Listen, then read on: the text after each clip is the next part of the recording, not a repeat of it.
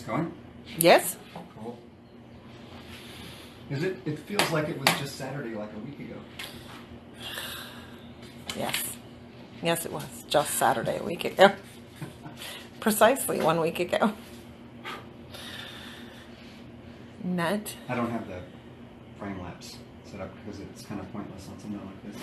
Okay. My hand gets in the way too much. Gotcha. What are you working on? Huh? What are you working on? Well, I got two different things I've been playing with this last week amongst some other stuff, but this, which is more of a classical kind of a creature, and her. Her. Mm-hmm. Which I haven't decided the nature of her character yet. But, Who is the woman speaking? That's me. oh, that's Victoria. Yes. Oh, great. I am the wife and business manager and all that. And marketing and Marketing, social media marketing, shipping, and accounting, wish fulfillment, and wish fulfillment, accounting. I'm gonna put that all on a business card. yeah. There's more in there, isn't there? Oh, there's a lot. lot Because more. remember when you and Zoe went through it, there was like 30 different job titles you had. Yes. Yeah, you know what? I should have grabbed. I'll have you hold the camera, and I'll grab the I'm just work for hire. every day, every day original that you got done. Oh yeah, you could put that every time. Show it. Let's name the guy you're drawing. This guy is, believe it or not, it's Clem Bob. No, Clem Bob. No. Yes. Amun Ur is the name, and my kid came in and told me that he had looked up the word Ur, U-R, and it's a word that means the first or primitive, and so I thought this guy is a primitive vampire, kind of this ancient old thing that doesn't bear much resemblance to an actual human anymore, but it's been around so long that it's just, ridiculously old. In this particular world that it's in, I told him you could judge the size of this thing, that its mouth is roughly the size of a human head. So a human would roughly be about that tall in the scene. So you could just eat the head. Yeah, and they're basically it's just sort of like this prototypical kind of a ancient vampire creature that's a little more abstract looking than your typical vampire that was made like from a... We sat in here and came up with this whole kind of mythology about it, that the vampires that we're used to seeing on movies, the ones that get staked, are like 7th, 8th, 9th generation, and the only reason they're even vulnerable at all is because the bloodline is weakened so much. Ah. So we kind of came up with a whole, Very cool. storyline about it. There's the little hearts now. Yeah. They're the person's head, and then they explode into the color of the heart. Oh, when somebody They likes love the wing. How does one have a full-time job as an artist? You know what? It takes the what do you call it? A lot of things have to come together in terms for that to happen. Because when I first started out, A lot of jobs. Yeah, I did a lot of different kinds of jobs. I mean, when we first got together, I did all kinds of weird jobs like roofing and working at different places.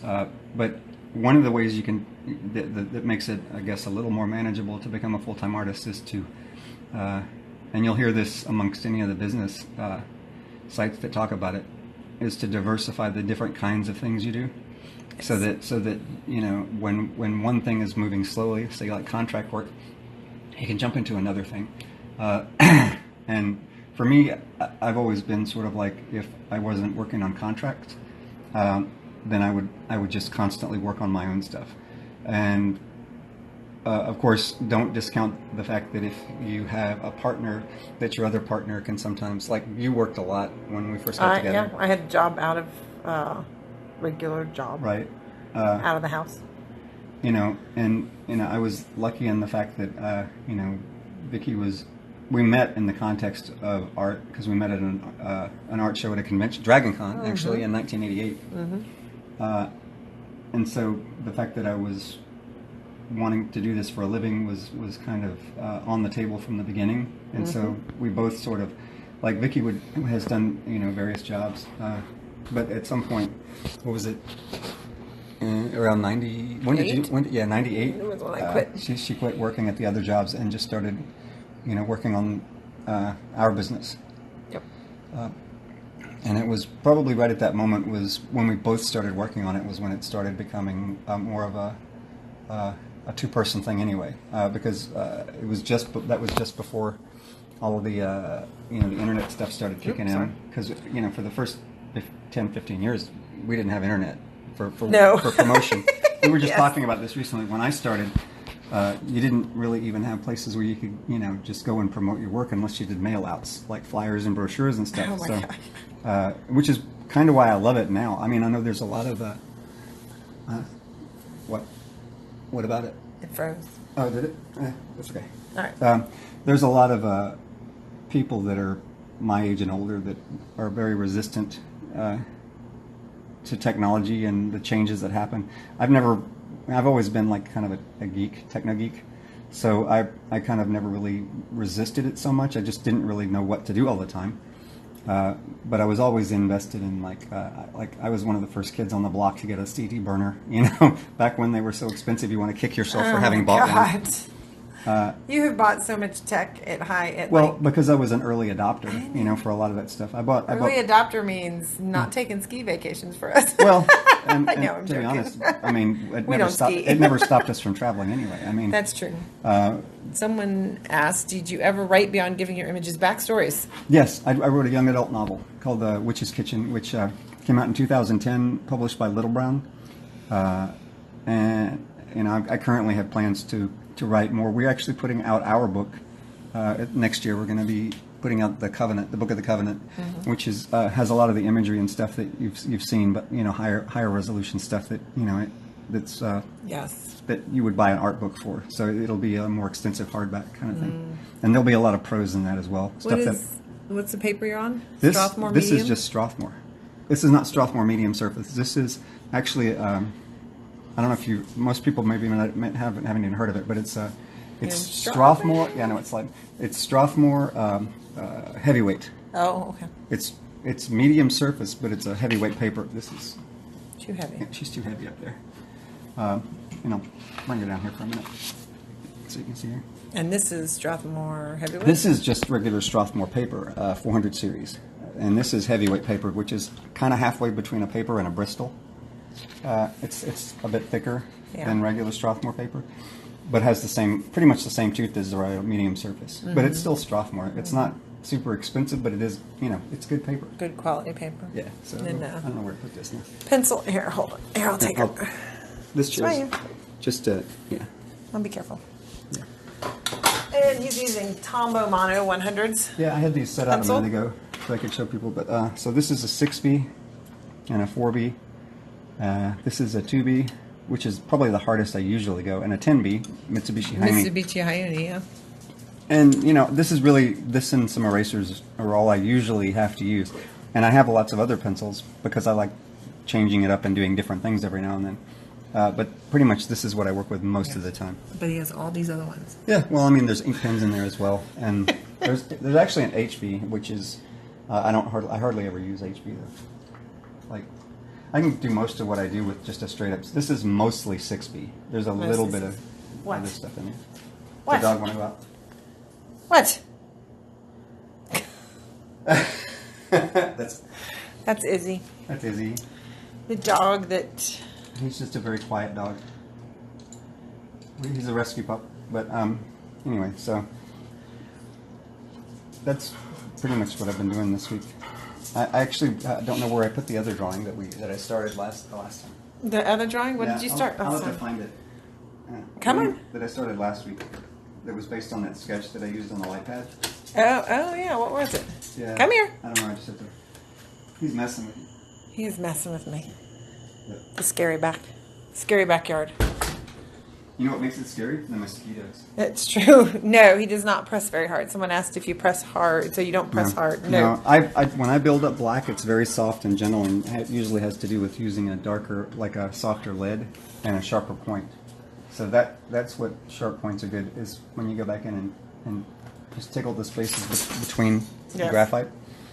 But if you want kind of a velvet graphite, you don't bear down. You don't want to burnish the paper with the pencil. If you want to get that real soft, like velvety feel to the texture, It's very gentle and very light, and you just build it up over time.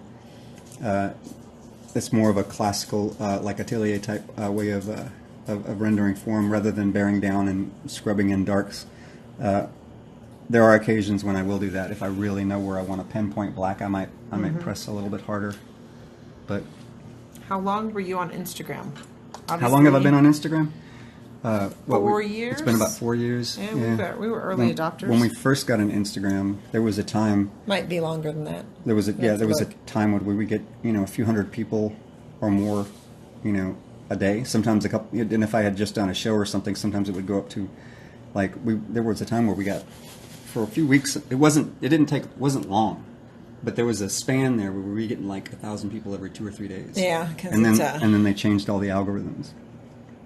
Yeah. But you just work with it. Yeah. Well, I mean, now it still goes up, but you've got to work at it.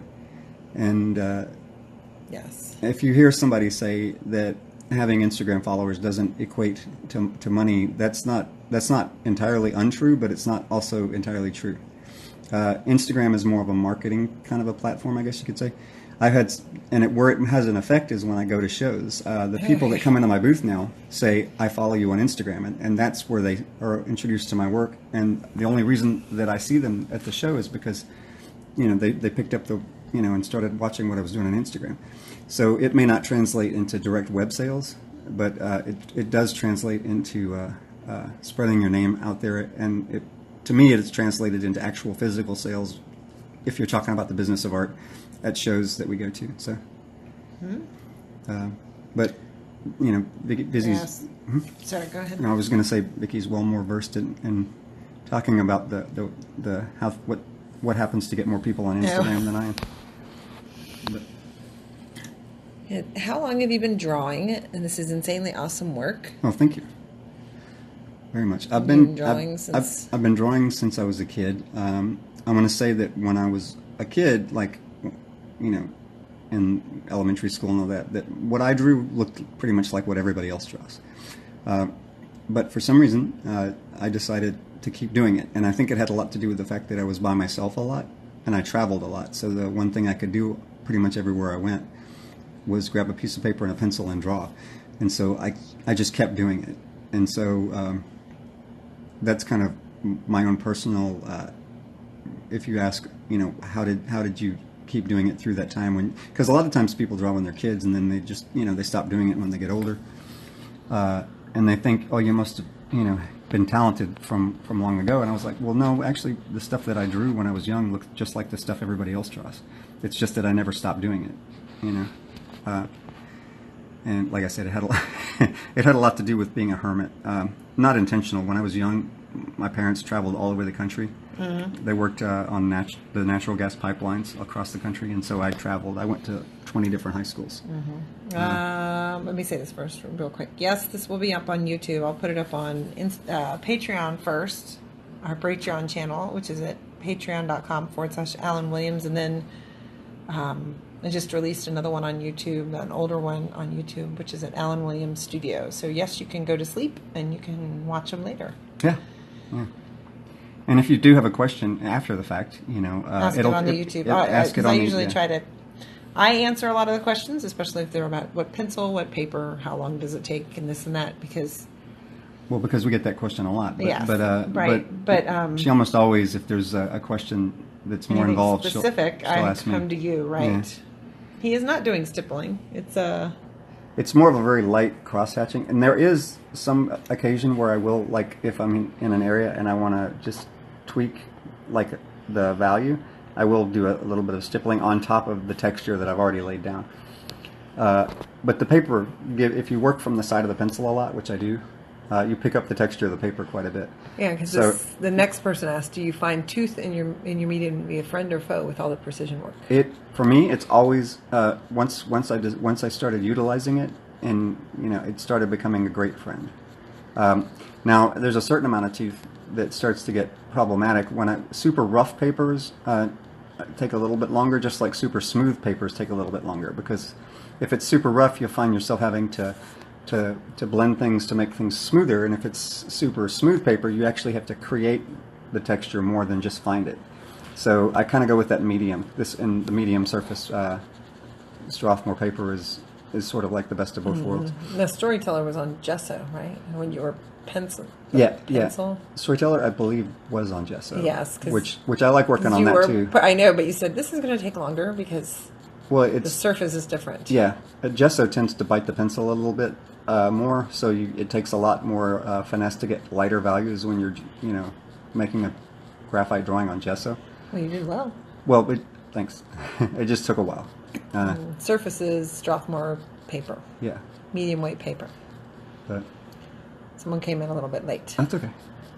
This will also be up on Instagram stories for 24 hours afterwards. And I am basically laying down graphite with a kind of a 70% tilt. I'm not going straight in on the top, I'm basically letting the pencil ride across the surface so that it picks up all that texture. And then I'll go back and darken it or lighten it a bit, depending on what I want to do. So. Ethereal Geometry said, thank you for answering all the questions. Started following you at DragonCon a few weeks ago and learned tons already. Oh, well, you're very welcome, and I'm glad that there's something useful for you there.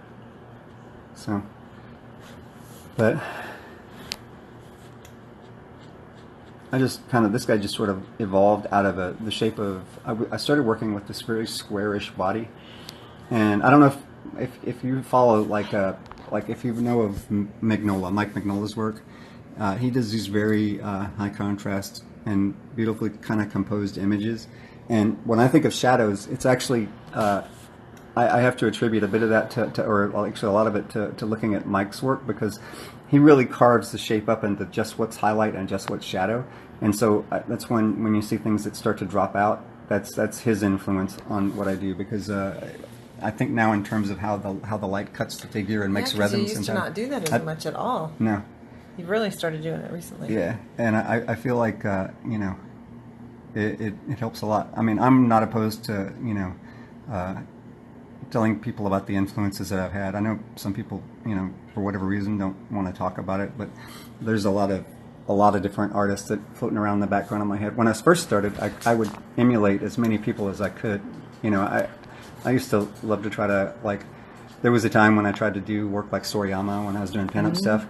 And then I would, I'd find some artists that I wanted to learn from. So I would, the only way I knew how to learn from them, because I was by myself, was to emulate what they did. And at some point, I kind of stopped doing that and had internalized a lot of processes. And then once I decided to start doing just my own thing, I guess a lot of that stuff kind of baked and came out in a different form. But you can still see the lineage of the stuff that I like, and almost everything that I do. You can see that there's a Beksinski influence in here, and probably I like his belly button there. Yeah, and probably you can see Giger and Dore and Durer and Franklin Booth. I love the etching lines of Franklin Booth in his pen and ink, and I try to bring some of that into drawing as well. Those little sharp lines that and then the noise that happens in the blacks in a beautiful pen and ink drawing. It's cross-hatched. Right. Is sort of it's a replication of the visual noise that you actually have in your eye. If you close your eyes and you see that kind of that bits of light and stuff that stuff's always in your field of vision. It's just your mind is trained to ignore it. Mm-hmm. But it's kind of part of why I think we really love grain in black and white photography. Yeah. And that smooth things are kind of boring in a way. Yes, if it's crazy, if you guys are crazy tired, go to bed. Art of Gutu says thank you. Oh, you're very welcome. You can go to sleep. Yeah. Because I just uploaded some stuff to YouTube, so you can see it later. So. I'm a die-hard 6B and 8B user. The techniques I've seen you use have helped improve my skills a lot. Thank you. Oh, you're very welcome. It's funny. I used to use all the way up to 7H. I would use super hard leads and make really smooth drawings. And every bit of the drawing had detail in it. Yeah, and at some point, I started liking the randomness of finding textures and then following the texture to a form. And you have to pardon me just for a moment. Oh, sit down. The dog is going down. All he wants is to play. Lay down. So when I do the graphite, sorry, happy voice. When I do graphite washes and stuff, I sort of I do the same thing with the striations that the brush makes so the other if it's on paper, I'm following sometimes the patterns that I find in the actual texture, and I do the same thing once I've created a texture in here. So It and looks like teeth right there. yeah, I've just started playing with this, but it'll work out in hard the to end. see it. So, yeah, well, it's pretty hard. Is that Nope. better? No? Nope. Lay it down. Okay. It's a little bit better. So There's a lot there. that's just the beginning, though. Just the beginning. And then I make, sketches that are sometimes just loose, but you can barely see, and then I'll detail something out, and then this will work its way into another piece, just like this is the original sketch for that girl that's over there. What? It started Can you off show us? like that. Oh, down here. Yeah. At least this, and then in some, like this too as well. It was these three things I kind those three of things. combined to Let's work. pull her over here so I can get a close up. And my objective wasn't to, adhere. That's kind of cool though. Well, She's completely different. and it's a different sketch, so I'll probably end up doing this one as I well. really like it. I like the face in that one. Because my objective wasn't to adhere exactly to those, but to bring some of that into this. And then So let me get close. this sword design thing that I played with was I was thinking of that painting by Solomon J. Solomon where the knight has the woman that's kind of draped over his shoulder, and then he has the sword in his hand that's this long tapering blade. But I've had the design for the sword for like 2 years, just sitting in a sketchbook somewhere, and it just sort of fit with her. And then the other part of her is like I did it on this. I laid it out on this piece of like vellum. The other arm is her holding an open book, like behind her, as if she's just read something to someone and held the book down for a minute. I don't know if you can see it or not. It's very light. Yeah, you can see it. But and then I'll refine it on this piece of paper, and then I'll transfer it to the drawing behind it. So on this. So. Ooh, I'm just getting a little close up.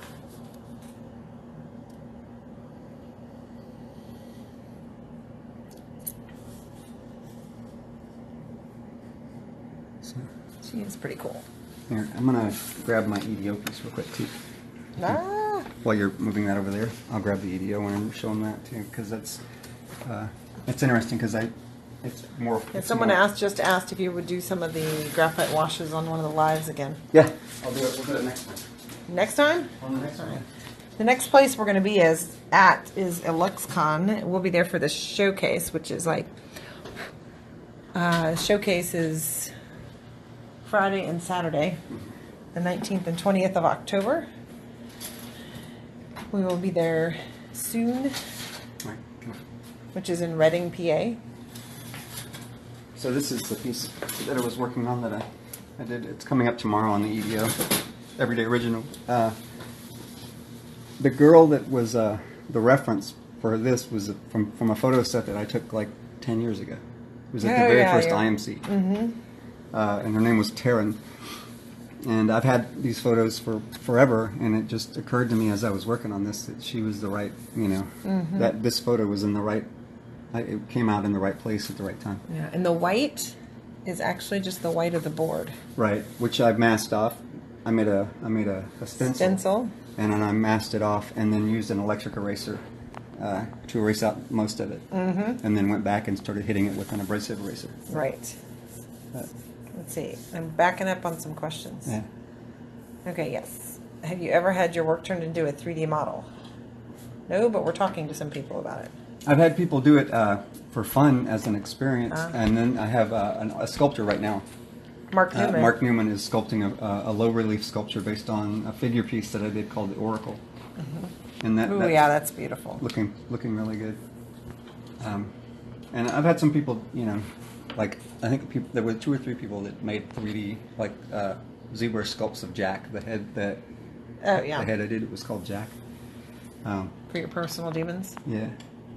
Have you worked with ink or pens mainly? Well, you've got all those new pens. Yeah, I actually have done. Actually, when I first started, almost everything I did was pen and ink, and then we would make prints of the pen and ink stuff, and then I would color them with markers. I wouldn't hand color them. This was back when we didn't really know how to do any of this stuff for a living. I mean, most people don't hand color prints anymore. No, that used to be all the rage. But it in used the to be what 80s. everybody did. Yeah. Because the only prints you can get affordably done or cheaply done were pen and ink black and white prints. Right. Because to do a full color piece would have to be a offset lithograph. Yeah. Which was $2,000. Or at least minimum. At least $2,000. Yeah. At least minimum $2,000 for 500 prints that you didn't know whether they were going to sell or not. And that's usually, even the black and whites were up there in price. Yes. What do you use to render so well? Pencil. Yeah, all of this is graphite. I mean, but I pretty much feel like I can render whether I use graphite or paint, because I still do the same thing, which is I obsess on it until it looks like I want it to. I used to say that people would ask me, how do you get something to look like a certain way? And I would say, well, first you figure out how you want it to look. And then you have to learn how to tolerate the image until it looks like that, because otherwise you just get frustrated. Because when somebody asked the same question at DragonCon at the show about how to render something. I said, well, first you have to be patient enough to let it be really ugly for a while. Yes. You have to do the ugly versions of it first, and then be patient enough to get to because most of the time what people do is they just give up before they get to the later stages of a piece. They give up about halfway through. Now I have to laugh. What? Because Art of Gucci said he was going to bed, and now he's making comments because he just didn't go to bed. He said, I was thinking about that. How the fuck did you erase the star? Yeah, that's electric eraser, and like I said, I have a stencil cutter, one of those ones that people use for crafts. The brother scan cut.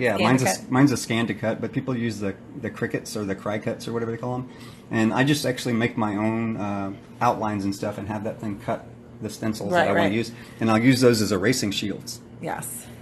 So. All right. With such a refined work process, do you ever find yourself abandoning projects because you don't find them salvageable, or do you feel you can always turn a piece around that has a rough beginning? I almost always have a rough beginning in every piece I start. It goes through 3 different iterations. There's stacks and drawers of stuff. So my thing is that I almost always feel like I can find it if I let myself go through the process of the frustration of not liking the piece in the middle, because that's almost it's almost a universal part of the process for me is that I'll go through a period where I don't like it.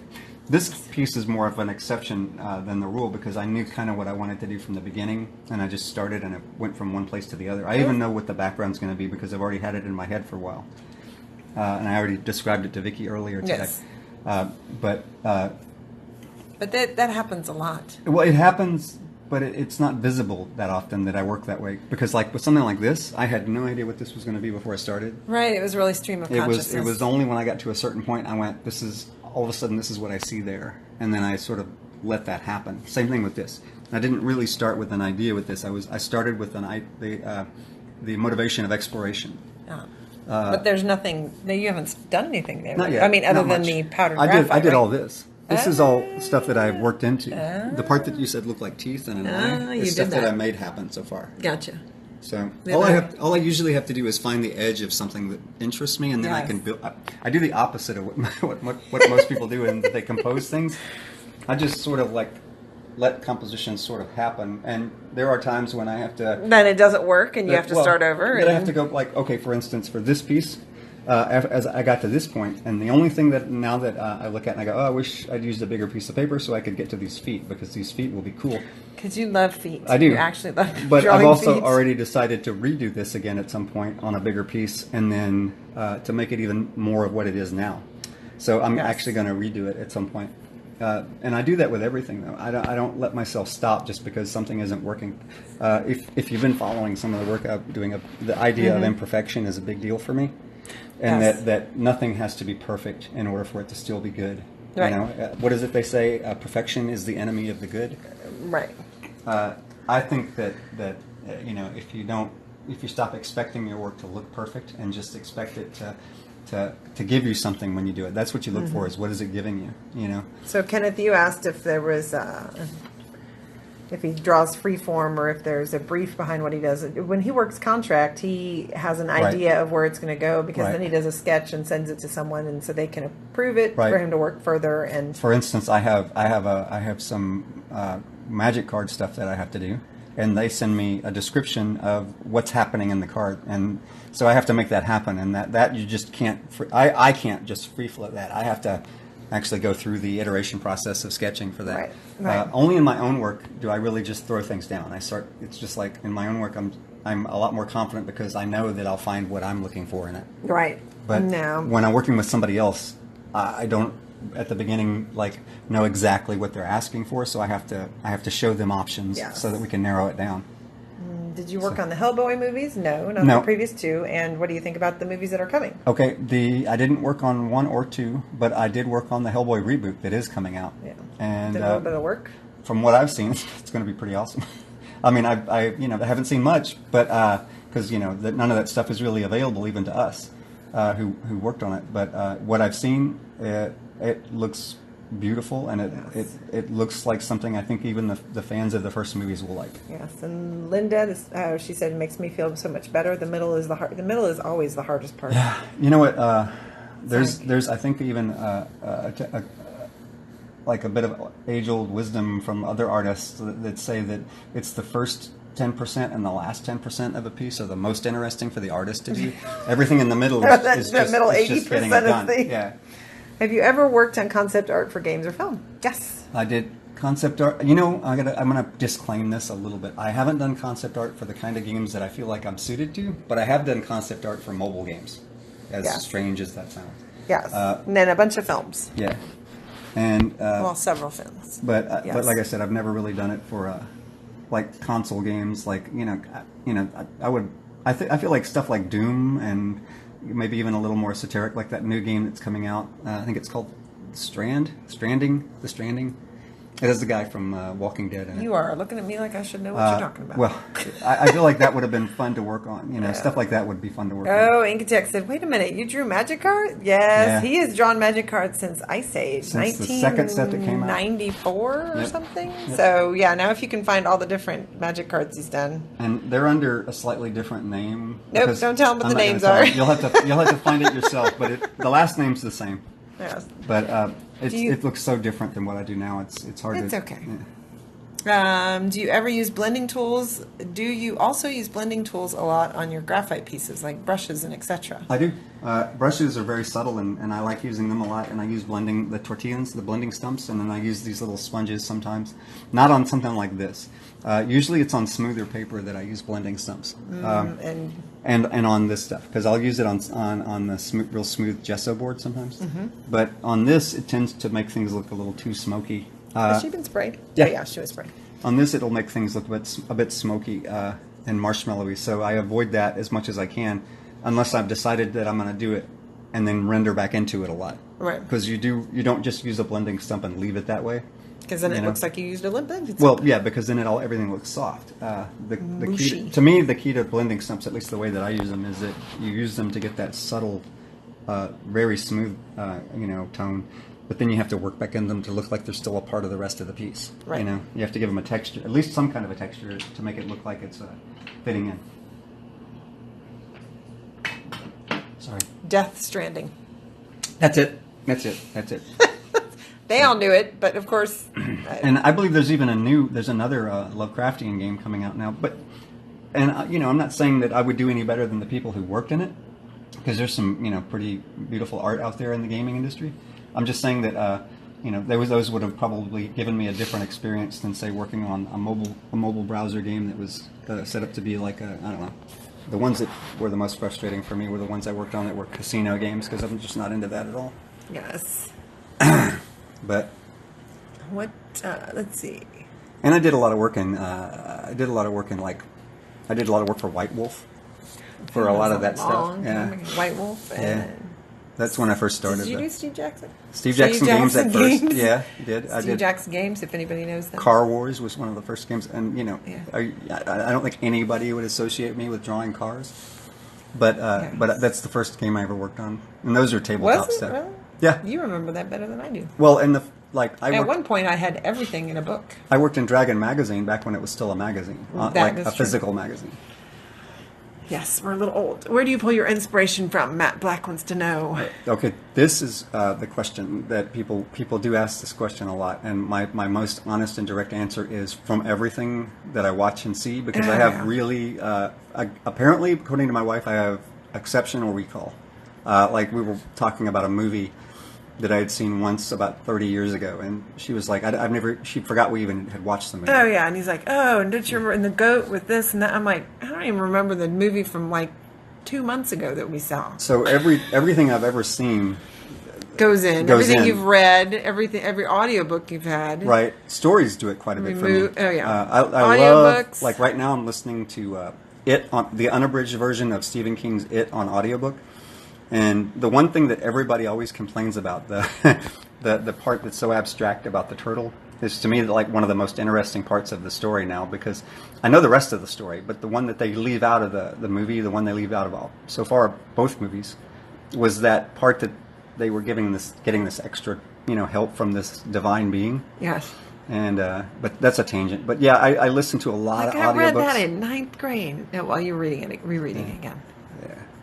So, and it's long. It's 44 hours long. Yeah. That's when he goes by books. Let's see. This one's 36 hours. That's so great. I have I don't know, 30 chapters or 20 chapters is how long this drawing took so far. Oh yeah. You go by chapters of audiobooks. Okay, does it annoy you when or if you stuff up, or do you just change the picture to make it work? It depends on how much needs to be fixed. If I find that I'm working on a piece and almost all of my time is trying to fix it rather than to create in it. Oh my God, he's doing this all the time. Then I'll ditch it and start over. And go much faster. Ditching it meaning he would rip it in half and throw it away. Yeah. I would wake up the next morning and go. Now there are elements like that No. that you might have a line placed here or there, because I don't lay everything out in the beginning and compose everything before I start. Because the way I work, that's almost impossible. Yes. But because I don't do that, sometimes I'll run into like an edge or something that I'll have to figure out how to adjust to make work in the frame. Yes. But I don't really mind, because I feel like no matter what, I mean, it's the same thing as when you look at, I guess, in life, you don't compose every scene, but there are still beautiful scenes in life that are beautiful, even if they're not perfect compositions. And, there are people in the world that can do perfect compositions, and I kind of feel like because they can, I don't have to. You're doing okay with the composition. I mean, I think about composition, especially if it's in an illustration. In my own stuff, I think more about the core of the idea and whether or not it moves what I want. That's cool. Whether or not it moves in the way that I want it to. And it doesn't matter to me so much if it's imperfectly composed, if it still brings across a strong image that I like. Desiree asks if we're going to be at Spectrum Fantastic Art Live convention. We are checking on that because I have to okay it with. We have children, and so we have to schedule it with my mother to make sure she can watch it. Yeah. And it's 3 weeks before Monster Palooza, and so. And Monster Palooza is one of the biggest shows that we do during the year. Yeah. And so I love Spectrum. I mean, I've done Spectrum before, and it's one of those places you go, especially if you need your art batteries recharged, because there's just so much beauty. And now they're attaching it to a larger convention, Planet Comic Con, which might be fun. So we just haven't completely solidified the details yet if we're going to do it or not. So. Let's see. They say give the Bloodborne soundtrack a try. It's very inspirational. Bloodborne. Okay. All right. Okay, it's 9:43 already. Really?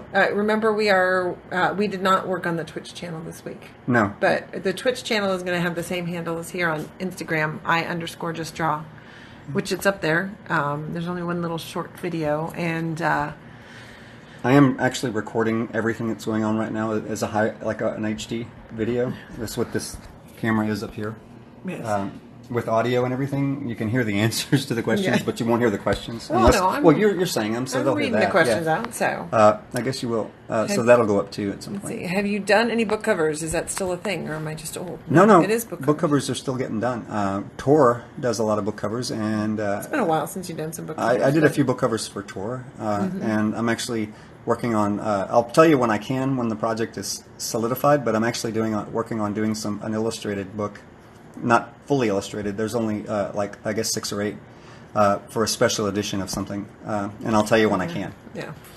So. All right, Enemy BMX is off, but your openness in your process is reinvigorating and is a huge help to other aspiring artists. Well, thank you very much. And they say thank you. I appreciate people showing up and asking questions. Absolutely. Absolutely. Oh, our website is AllenWilliams Studio. We had some activity there, so, and our Patreon It's patreon.com/AllenWilliams, and I'm pulling stuff back in there. I just did a short video about how to ship an original. The dude got it in like 2 days. It's crazy. Yeah, it was crazy. It's crazy. And then we have our, what did I just say? Website. The website. Patreon. Twitch will be up soon. Twitch is the same as Instagram. You guys know the Twitter stream, everything like that. Facebook. We're not leaving yet, but I was just kind of going over those things. So. You can check out a bunch of videos on Patreon or on YouTube. Eventually they go up on YouTube. This is a 4B that I'm using right now. And the only reason I picked up a 4B instead of a 6B is I know that this part of the wing is going to be further back, so its values will be slightly compressed. Like the blacks won't be quite as black, and the whites won't be quite as white as the foreground stuff is. Gotcha. Which it was the longest time as an artist that I learned that things don't just get darker as they go further away from you, like it fall into shadow or whatever. That actually the things that are closest to you are the most contrasted. That they have the most value range. There's a request saying, can you do more of those sketches in real time, like the one you did in 19 minutes? That was really nice. Just like done and yeah, I'll do more of that. Please keep streaming for 3 hours. You guys don't understand. He gets tired after this. All this talking. No, we have an ongoing joke. As soon as she turns off the video, I say I'm going to go take a nap. I never do, but I mean, I'm an introvert, and I don't. I mean, because you guys ask so many questions and are good about asking cool questions, I think we probably could do a 3-hour stretch. It's just that my kids would revolt by then because my little girl who's 10 would be up till like what, 2 in the morning? Well, we could always So, put her bed beforehand. We could always do an earlier stream in the day and do a more extended thing too at some point. But. Barbara says she's having the most difficult time finding the super soft 2mm LEDs. Oh, the softest 2mm LEDs that I found have been 6B, and that's Mitsubishi Hayuni. There may be somebody that makes an 8B, but the Mitsubishi Hayuni LEDs that you can get from jet pens. Are those the ones that feel softer than what they, like the 6Bs actually feel softer? And 2mm, actually, they're the best ones I found that are, and I think they're 4B. There are 6B LEDs that I've used that are like the Generals or the, but they feel more chalky to me. They don't look as dark as the 4mm Mitsubishi LEDs. Now, if you get up into the I think the 3.2mm pencils. What are your giant fat ones? Well, I mean, I have this. This is a Lyra, and it has this is a 9B, which is more like kind of. It almost looks like it's like super dark. But the 10B Mitsubishi Hayuni is actually blacker, right? And then this is the 6B. Tombow Mono, which is as black as the 10B, but it's just a little bit of a harder lead. But the reason it's as black is because it's got one of the blackest binders, I guess, in terms of the.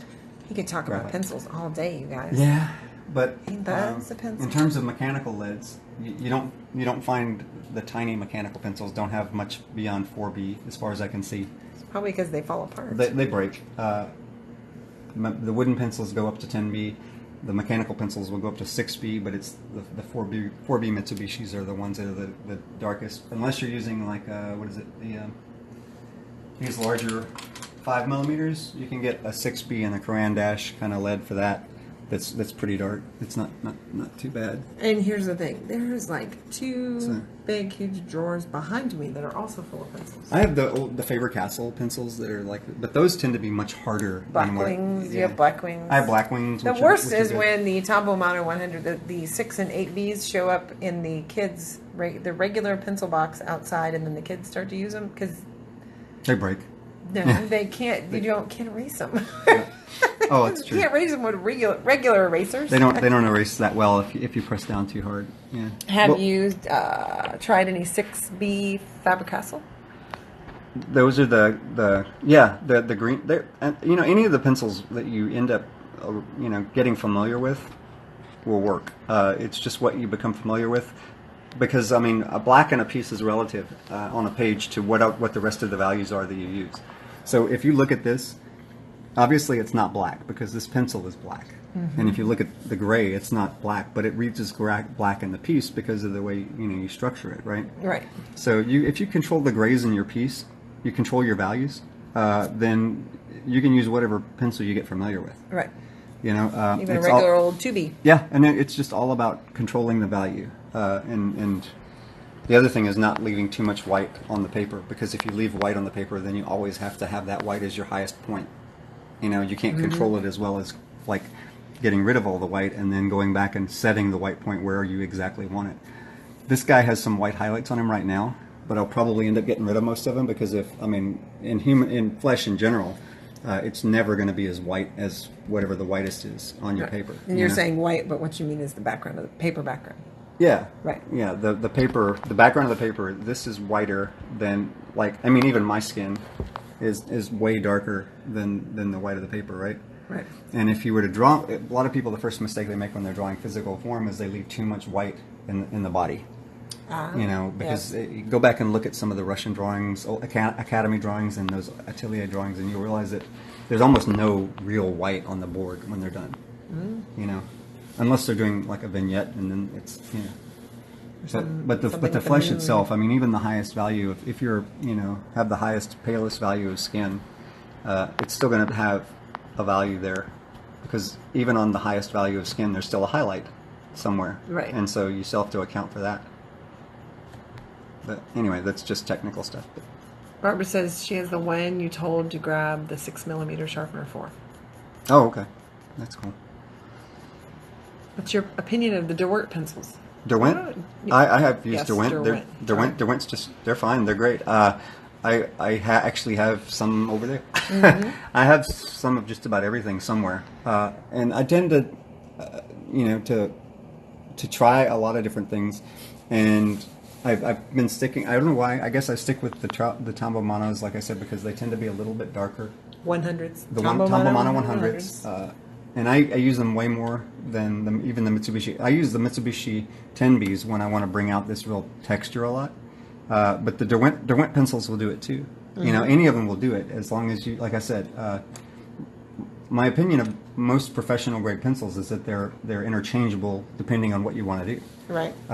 You know, it's like, you know, people who say this particular brand of a color is better than this color. If it's based on their preference for that particular color, that's fine. But there are definitely like paints that are, you know, poorly made, that are that have more binder in them than paint. You know. Thank you for the questions. Yeah. Well, I hope I answered it. Yes. I've been. I've never found the Hyunis in 4 to 8Bs. Is that, do you get them in jet pens? You get the 10Bs for Hyunis, right? Or 8B and 10Bs? Well, yeah, you can get almost all of that at jet pens online. They're the ones I get everything through. Well, and except for the one in Minnesota. Where's the place in Minnesota? The Minnesota, those are the ones when I get the leads that are the these Coran Dash leads. Do you know how many packs of those leads we have? I am telling you, we have 20 packs of all the different kinds. When I buy them, if they're hard to find, I buy a lot of them at once. But yeah, jet pens almost always has the full range of the Tombow Monos and the Mitsubishi Hyunis, with like the exception that the 4Bs for some reason and Tombow Monos tend to sell out more often. Oh, that's because as Nocturne Dolly says that she's going to stick with those for now. Tombow Mono 100s, totally your fault. Yeah, well, everybody's buying them. I'll take the blame. Then you can't buy them. Tell them I sent you. Maybe they'll send me a free one or something. Doesn't happen. I don't really care. I mean, it's like these pencils are.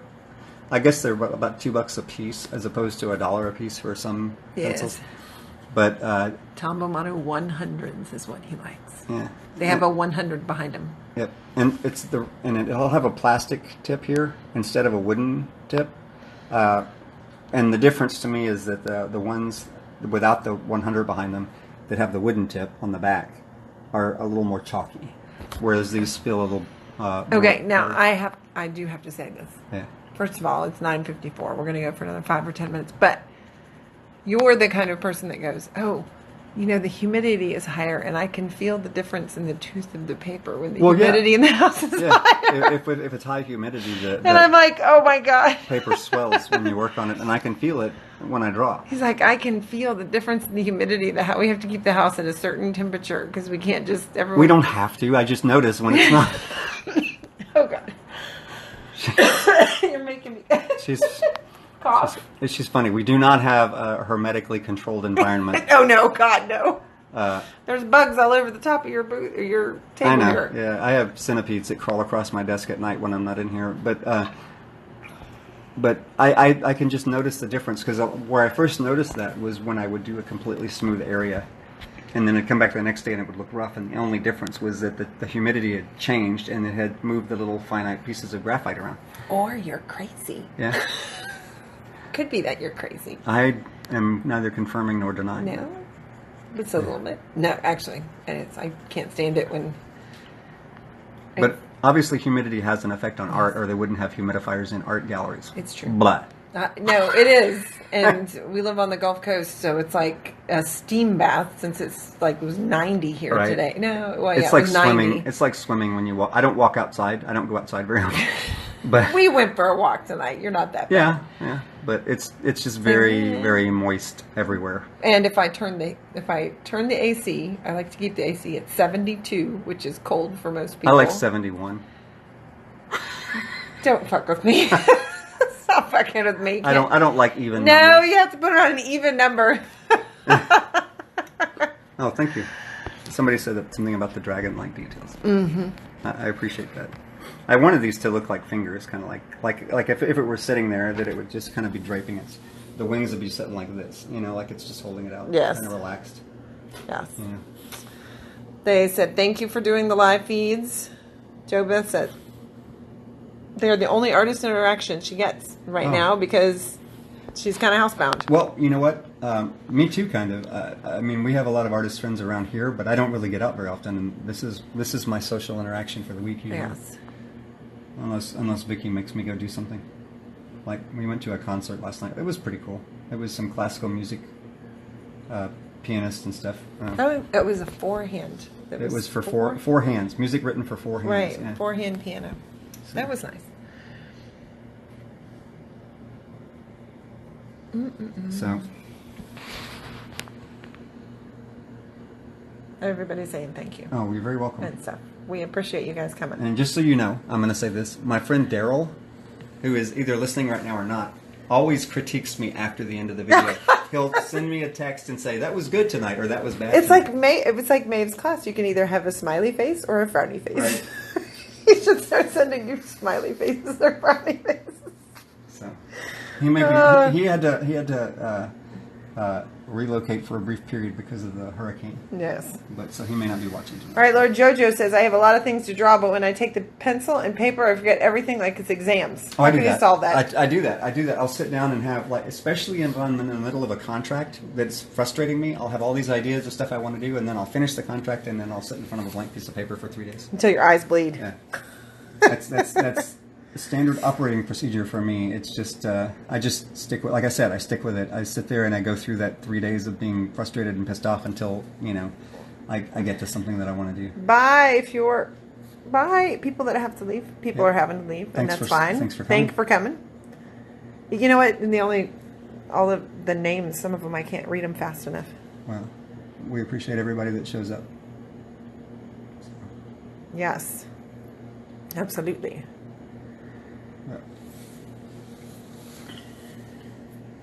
But how do you get over that? You sit there and do it. Yes. I don't know if there's a secret to it. What I do is I just sit there and if I'm in the middle of a project and I have all these ideas, I'll thumbnail them sometimes, like I did like with this. Like I'll just throw this like a thumbnail up. But then you also will do. You said you'll do studies. I'll do studies if I feel like I just can't think of anything to do, and then usually the study will lead me into something else. Right, and then oh wait, I have a better idea. Hold on. So. All right. Well, next week we're okay. Next week. Mm-hmm. The week after. Yeah, and then after that we'll be at a LuxCon.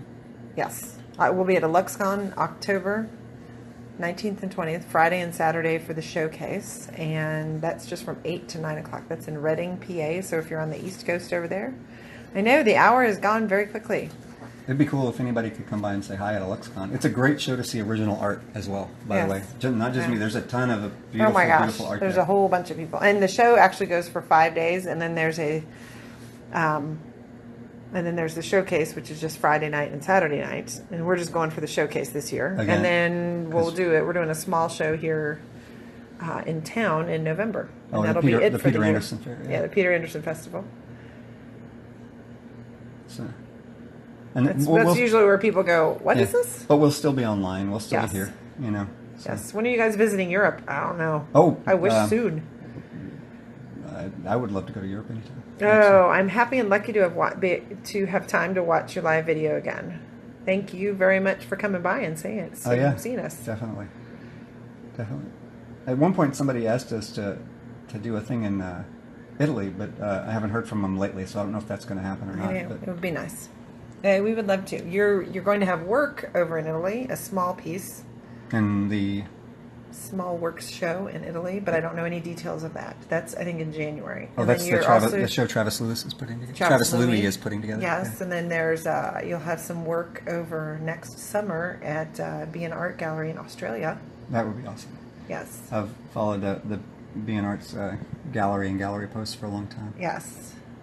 They do a lot of surreal stuff, and I think Be an Art used to sell Beksinski originals and stuff like that. I think, and Geiger originals, as far as I can remember. All right. Well, we want to thank everybody for coming tonight. I do appreciate it. Yes, thank you, and good night to all of you guys. Our website is AllenWilliamsStudio.com. Yep. And when this is finished, I'll we'll put it up on Instagram and the sites and stuff as well. So. Yes, he'll be framed up and go into a LuxCon, I believe. Oh, probably. Yeah. Yeah, I have to do your calendar. You're busy again.